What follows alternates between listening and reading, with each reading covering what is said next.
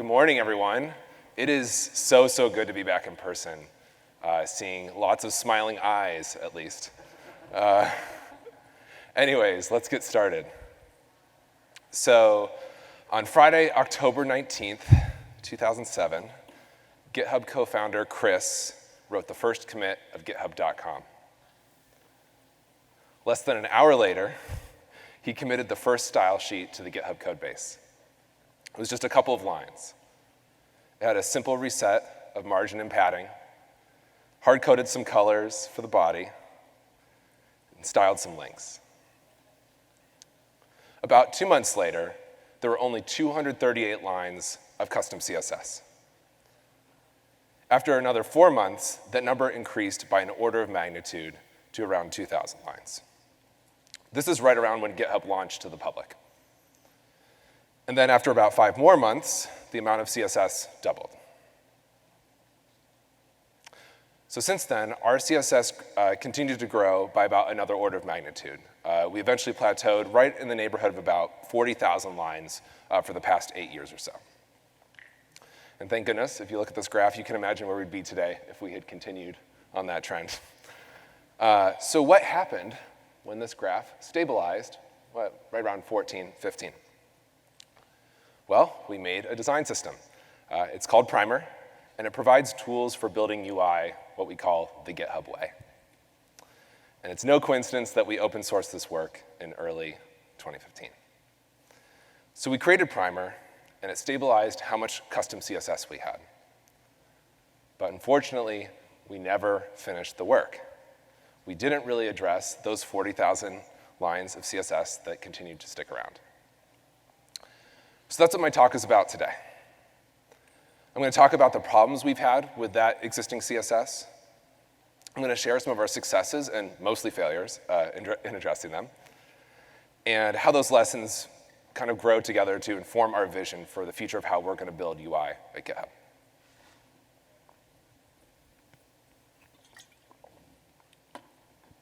But first, hi. Hello, everyone. It's, again, weird to see you all in person. My name is Joel. I live in Colorado. And as a Colorado resident, I'm fulfilling my contractual obligation to show you a picture of me and my dog on the top of a mountain at sunset somewhere. So this is my dog, Captain, and I above Palisade on the western slope of Colorado in an area called Grand Mesa, which has hundreds of lakes over a mile above sea level. It is a wonderful, quiet place in this world. But as some of you know, I actually don't really live anywhere right now. I am currently displaced. My wife, Caitlin, and I lost our home a couple months ago in some really terrible wildfires in Colorado. It's been a really difficult couple of months. Luckily, I actually wrote this talk 3 days before our house burned down, so I was good there. But I wouldn't really be standing here in front of you without the very real support I've gotten from friends, family, and actually a lot of people in this room. I will say that I know way more about homeowners insurance. And in fact, I was actually thinking as a joke, I would just give a talk on homeowners insurance instead today. But figured you came here for Ruby and Rails content, so we're going to stick with the program. But if you have any questions about making sure that you are in good shape if catastrophe strikes, come see me after. Anyways, so as for my role at GitHub, I'm a staff engineer on the design infrastructure team. We're a group of designers and engineers that build and maintain Primer, our design system. And I guess this is probably the most appropriate time to mention we are hiring. If you're a Rails engineer who knows some things about accessibility and has done accessibility work before, please see me. We really need someone who's good at it. Anyways, what was I talking about? Design systems. So let's start with the definition. So I like this one from the Nielsen-Norman group, and I will do this once. I will read the slide to you. A design system is a set of standards to manage design at scale by reducing redundancy while creating a shared language and visual consistency across different pages and channels. Reducing redundancy for the sake of visual consistency. It really is just another way of saying that design systems are abstractions. They take things that we do many times and standardize them. But like most abstractions, design systems are only effective if they're actually used, which is a great segue into talking about our custom CSS problem. So if we look back at our graph of custom CSS, there is still at least 40,000 lines of it in our monolith. 40,000 lines. It's incredible. And it's 40,000 places that we aren't using our design system, which is really how I feel about it. Custom CSS represents where our system has fallen short. That every single one of those lines is a place we could have used our design system, but we don't. So you might be wondering, why am I bringing this up now? It's 2022, right? Like, what makes this year so much different than all these other previous years that this code has been around? The reason is that our custom CSS has become a real liability to our company, like most technical debt does eventually. One of the biggest problems has been being able to make efficient changes due to this problem. So if we look back to our graph, things stabilized around 2015. But if you're really thinking about the history of our company, our user interface did too. So here's what an example repo I went into the Wayback Machine and looked at the Node.js repo because it's been around for so long. So we'll go through a quick little tour of what Node.js looked like. So here's 2015. 2016, we moved the tabs to the top. In 2017, we made maybe our most controversial change ever. We made the header dark. I don't know if you remember, Twitter was on fire with this one for a while. In 2018, I can't tell the difference. Can you? Same for 2019.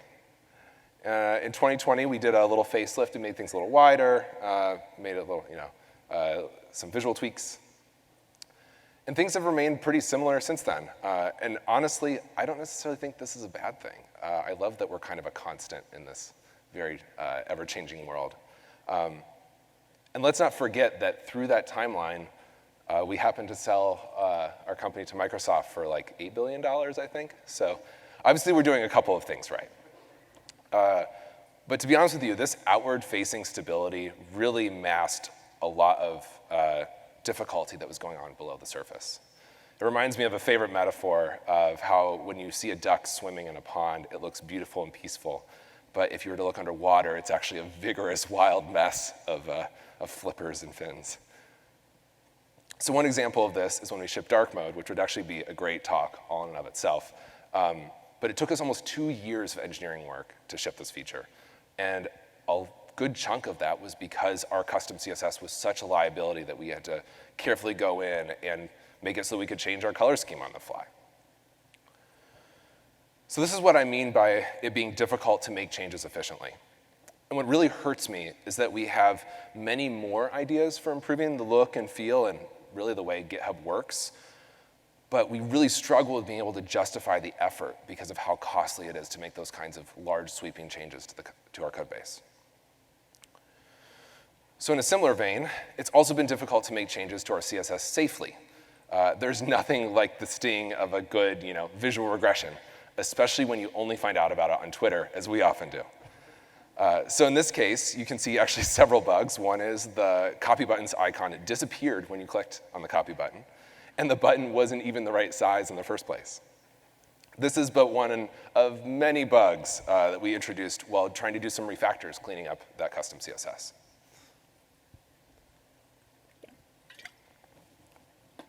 And when I really think about it, the root of the problem is that bad design doesn't break CI. These visual regressions are really hard to catch, even with tedious manual testing. Sometimes they're buried below multiple clicks into an interface, or maybe someone has their screen zoomed, or they're on a particular pixel width, and our responsiveness doesn't work quite right. And all those assumptions are based on even knowing what pages might be affected by the change you just made. So say I have a single CSS file, and I have an index template that uses it. If I change that style sheet, I just have to make sure that one file still renders correctly. But what if there are 3 pages that use the same style sheet? What pages do I need to verify? It depends on what pages use which rules from the style sheet, and that can be really hard to figure out. But then what happens when there are dozens of pages that use the same bundle, or hundreds, or in our case, thousands? These are the things that ultimately keep me up at night. And what happens is that there's a real human cost to this, because when you can't make changes safely, it really starts to break down your confidence in your work. So those are some of the problems.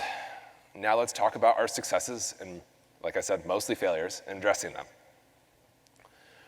So one of the greatest sources of comfort for me as I've taken on this problem at GitHub has been Jeff Atwood's 2007 blog post that some of you might have read called Falling into the Pit of Success. And in the post, Jeff describes how working in C++ is like walking along the edge of a bottomless pit. And actually, I lied. I'm going to read another quote. That's the problem with C++. It does a terrible job of protecting you from your own worst enemy, yourself. When you write code in C++, you're always circling the pit of despair, just one misstep away from plunging to your doom. This really struck a chord with me. CSS was my pit of failure. But Jeff's article was called The Pit of Success. So he continues and says, if we design our applications properly, our users should be inexorably drawn into the pit of success. Some may take longer than others, but they should all get there eventually. What we needed to do was make working with CSS in our giant code base a pit of success. So over the past year, we've tried a couple of different things. We worked to better understand and communicate this problem through good measurement.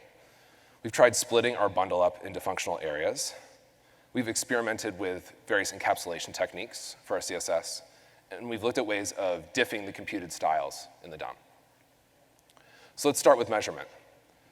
So when I started this project, I had really what I just call a bad spidey sense, as we all often do when we're looking at code we don't like. And my hunch was really twofold. One was that we had a lot of technical debt, and that it was actually getting worse despite very real efforts to remediate it. But the problem with having a spidey sense is that it's often not enough to convince other people, let alone people like your manager, to understand the problem and give you the resources, whether it's time, whether it's maybe even other people's time, to figure it out. So this work reminded me of one of my favorite quotes, which is that premature optimization is the root of all evil, maybe one of the most famous quotes in software engineering. But the way I think about it in this context is that optimization without an end goal is a fool's errand. And this really came from a question my manager asked me when I told her about this work, and she said, that's great, how will we know when we're done? So at our scale, as you can imagine, there's always something more to do. You could put hundreds of engineers loose and have them refactor code at GitHub, and there'd still be more. So how could we measure the problem so that we'd have something to optimize against? And like I said, maybe to know when we're done. So we had to tell the story behind those 40,000 lines of code. So I went to my colleague John, and I said, hey, John, how do you think we could use Datadog to measure our custom CSS? And John is really good with Datadog, and he came up with this absolutely glorious dashboard that I love so much. What I think is really great about this is that basically what we do is on every master build, we run a script that analyzes our CSS, and it pushes a ton of statistics up to Datadog. And what this really is it's like a living, breathing view of how effective our design system is in basically real time. So one thing I really love about this dashboard is that it's so effective at creating an emotional response. And it does it using one number. And that number is the lines of custom CSS added in the past week. This number has been hundreds of times. It also turns green if it's negative, which is pretty cool too.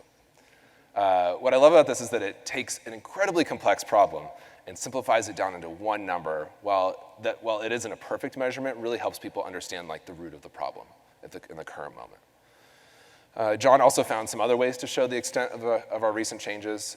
He set up this graph that shows where those lines of custom CSS were added. So for example, a lot of custom CSS was added around tooltips in the past week when I was taking the screenshot, and that allowed us to actually go in and look at that code and talk to the team that was doing it. So in a similar measure, we also track where our linters are disabled. Much like Rubocop, where you can disable a specific line, a linter for a specific line, we track those disables for stylelint as well. We also track things in the bigger picture, like our most disabled linters overall. This helps us understand like what fundamental parts of our system might be lacking. So like, for example, our most common override is in spacing. So this might point to the fact that our system doesn't handle all the spacing things that we need to do in the application. We also track violations by code ownership. So we have hundreds of teams at GitHub, and this graph allows us to show for example, like that the marketing team, did not switch my slide. Basically, there's a lot of CSS that is used by our site design and site engineering teams, which are effectively our marketing team. This has actually led to some conversations around whether we might need to build a design system for them, which is something that we're now working on. And sometimes it's as simple as just measuring the number of lines in a file. This graph shows how our settings and discussions styles are some of the largest in the code base. And while this might be simplistic, this actually has turned out to be one of our more effective measurements. And I can tell you that this is effective because just a few weeks after John made this dashboard, I was in a planning meeting with engineering leadership in our part of the company, and there was a screenshot from his dashboard in our quarterly planning. So by measuring this problem that we were all just kind of talking about and complaining about, we made it actionable, right? We made it so that people could see, we could see the problem and help them understand the scale of it. So that's how we benefited from using measurement. Another way we approached this problem was by trying to split up our bundle. We're actually still working on this right now. It all started with this graph. So in addition to CSS being difficult to refactor, our bundles were having real performance implications on our customers. So if you go to a pull request page, and I think this is actually still somewhat true, only 3% of the CSS that you load on that page to view a pull request is actually used to render that page. Which basically means that you're downloading about 400 kilobytes of CSS and parsing it, which is another cost, it's completely unnecessary. So what was really difficult about this is that because this file was like one big bundle, we ended up breaking the cache on that almost every time we deployed because someone was changing something in that giant file. This ended up happening, we deploy a dozen or two times a day, and it was most of those deploys were breaking the cache. So going back to our diagram, the idea here was that instead of having a single bundle for the entire application, we figured we could replace it with a bundle of just the code we needed for that specific area of the product. And this is actually what we tried for these three areas: marketing, settings, and discussions. And we did it with a class method that we added to application controller that allowed for declaring which style sheet bundles should be loaded on a controller's actions. So this allowed us to, for example, move our marketing-specific styles to their own bundle and then only load that bundle on marketing pages. And we did the same thing for our settings pages, and then ran into some trouble as we started to split out the custom CSS for our discussions feature. So if we go back to our diagram, let's just focus on the discussions part. As you might imagine, this is a very simplified version of what's going on in our code base. There are actually around 50 templates just in the discussions folder, many of them being partials. And those partials created a new problem, right? Partials are something that you write when they're meant to be, when you want to reuse some view code. So for example, people wanted to reuse the way we did reactions on discussions, so they would reference that partial, say in the template for showing a new release. This is now an actual bug that we actually shipped to production. But this template in a certain state didn't render properly because we had split out the bundle and only served that CSS with discussions, not on the releases page. So what happened then is that we were really hurting our ability to use partials as intended, which is to reuse view code across our application. And that was really a problem because if we wanted to reuse it, we would then have to load that whole bundle all over again, and we're basically right back to having one central bundle of CSS. So this was a really tricky one. There really wasn't an obvious answer to this problem. And I can tell you that at our scale, a lot of my colleagues who are helpfully sitting up here up front will tell you, is that problems like this just honestly feel more and more common. Like, Rails no longer has the answer for all of our needs. Stack Overflow becomes a lot less useful. It's kind of a lonely existence, to be honest with you, and it can be hard. But one way we've approached these kinds of problems is to look across the broader web ecosystem for inspiration. Maybe we need to see what people are doing outside of Rails. And these days, a lot of innovation around how people architect UIs is happening in React. And honestly, it's really incredible. I find it really inspiring how there's just a ton of smart people really experimenting with new ways of handling the complexity of how we build web applications. So how are they handling this problem at scale? So here's an example from the React implementation of Primer, our design system. So don't need to get into too much details, but basically when we're declaring a component, we can say it's a style div that has this kind of pseudo CSS data structure that is kind of a hash. Anyways, we can, you can look up values on our colors object, for example, or our spacing object. But what's important to know about this is that instead of having a global CSS bundle, or bundles in the case of what we were just talking about, these styles are defined right inside our React components, right alongside the template. And then what happens at render time, literally, this is literally what happens when you render the page, is that we generate a hash selector with those styles that I just showed in the JavaScript. That hash selector is then inlined at runtime on the page. And that architecture is called CSS and JS, and it has some really desirable benefits. One is often referred to as critical CSS. Critical CSS means that you're only serving the CSS needed to render a page. Said another way, if we go back to our graph, it would mean scoring 100% on this measurement instead of 3%. The second is encapsulation. So in the context of CSS, that means having confidence that a change will only make the effect that you intended it to. So looking back at our example from React, CSS and JS structurally guarantees that the CSS you write only affects the React component you're writing it for by generating those globally unique class names. So those things all seem pretty great. How could we bring them into our Rails app? So we started with a proof of concept. Our test case was the author's graph on the repository pulse page. How many people here have seen this before? Wow, that's actually more than I expected. I thought this was a kind of a dark corner of the application. Anyways, so this graph uses some custom CSS that isn't used anywhere else in the application. It is just on this page. But it was being loaded on every single page of github.com. So anywhere you went, you loaded the CSS to render this graph. So here's a slightly simplified version of the styles. We basically do some positioning. We set a height, set a width of any SVGs inside the graph, and set some colors and opacity. So the first thing we did was we took the class names, and we appended a random hash in our build step. And then what we did is instead of referencing that class name directly in the template, we wrote a method that takes the original class name and returns the hashed version using an artifact from that build step. This is sometimes called CSS modules. So just like that, we had encapsulated styles. But what about critical CSS? How could we ship that CSS only when it was needed? Our answer was View Component. This is kind of my thing. View Component is a framework that we built at GitHub with the goal of bringing some of these really great ideas from React into the Rails ecosystem. And I'll just gloss over it quickly, but in their most basic form, View Components are often pairs. They come with a Ruby file and an associated template. So what we did here is we just added a CSS file right next to the existing component files. And then we told our build pipeline to compile that style sheet into its own bundle, just for the component. So here's what it actually looks like in action. We have our graph at the top. We have our generated selector. We ended up just using the name of the Ruby class because Ruby classes are globally unique in our Rails applications.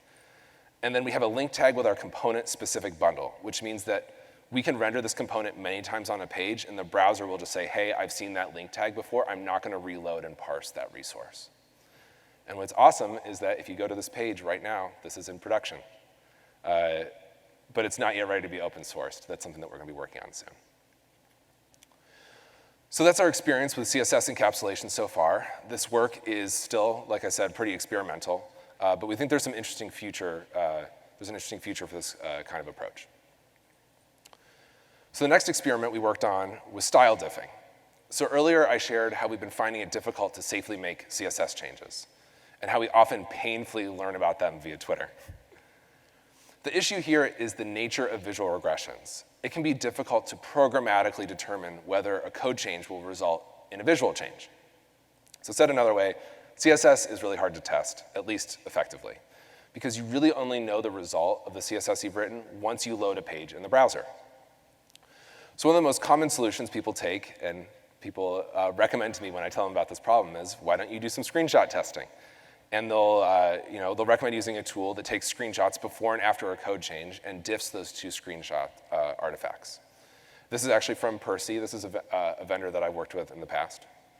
It's a really great tool, and it works quite well, but it's generally a pretty manual process. You can actually see in the screenshot that there is a green approve button, which implies some level of manual intervention with these kinds of changes.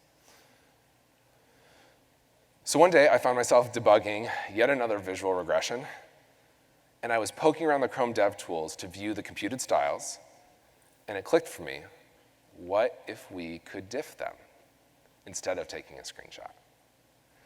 So I started by looking into the documentation for the Chrome DevTools protocol, which is the programmatic way of integrating with the Chrome DevTools. And I found just what I was actually looking for, which is an API called getComputedStyles for Node. Basically, it takes a DOM node, and it gives you a giant hash that you can see here that it will go on and on and on, and I'll show more detail of it in a second, but basically shows you every possible CSS property on the node you're looking at and its value. So how can we write a test around this data? So luckily for us, basically all of the work was already done because there's a gem called Ferrum that wraps that Chrome DevTools protocol and makes it easy to work with. It just took a quick PR to add support for that specific API, and now it can do computed styles. So let's use that to write a test. So first, we load a page in a browser, and then we select a test node and get its computed style. This is the actual working code using Ferrum. And if we inspect that object, we can see that it's a hash, just like we had in our DevTools earlier. And this is the computed value for every possible CSS property on the element. And finally, we can then assert against a lookup on that resulting hash.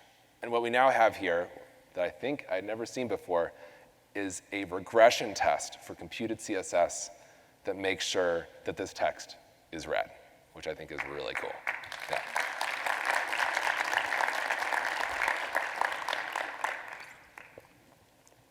But this is for one property, right? This is just saying, hey, is that color red? What about a more general purpose solution? And that's where we came up with the idea of style snapshots. Well, I don't have time to dig into this in much detail. We've effectively built a VCR for styles. And here's what it looks like in practice. It compares those two style hashes and nicely formats the changed values for an entire node. And these detailed test failures allow us to automate more of the visual regression testing that was previously a very manual process. So that's how we're using style diffing to make changes more safely. So what does this mean for the future? Even with everything I've shared so far, I can't say that we've made enough progress. Many of the problems that I've mentioned remain unsolved, if not, honestly, much worse than when I even started writing this talk. You may notice, if you looked very closely, very closely, that more custom CSS was actually added in the past year. And it's hard to say this, but maybe our efforts just haven't been enough. These approaches, while I think they're interesting and fun to talk about, might not be viable. One common thread through this work has been really exploring the history of all of our attempts in various forms to reckon with this technical debt. To clean it up, to refactor it, and even with plenty of time and resources, I mean, I can tell you that we had 6 people working on this about full-time for a year, to give you an idea. We've really fallen short. It's been really time-consuming. It's been costly. The cost to refactor our CSS has proven to be so much higher than any other code that we write at GitHub. And to be quite honest with you, it hasn't been cost-effective. It's been unsustainable, which means we have to do something else. And our best answer has been to rewrite. So instead of trying to wrestle with all of that custom CSS, we're focusing on rebuilding our UI using our design system, basically from scratch on a page-by-page basis. And we've come a long way. Some of you might have seen that we've extracted almost 50 open source view components for our design system. There are many more coming as well. So this is what we imagine the future of building UI in Rails, at least at GitHub, needs to look like. We need to move away from writing custom, hard-to-maintain CSS. It reminds me of one of my favorite engineering memes of all time about these 2 O'Reilly books. What would it look like to bring the same mindset to how we work with CSS? There are a lot of potential solutions. It might need more than one solution, a collection or a toolbox of solutions. But I'm pretty confident that what we have today isn't the best answer. What I hope we can do is to continue to learn from each other's experiences and from other approaches in the greater industry, because truly great ideas should not be conflated with the technologies they are implemented in. Ideas can transcend frameworks and even languages, and we're going to need the greatest ideas from wherever they come from if we're ever going to break up with our bundle. Thank you.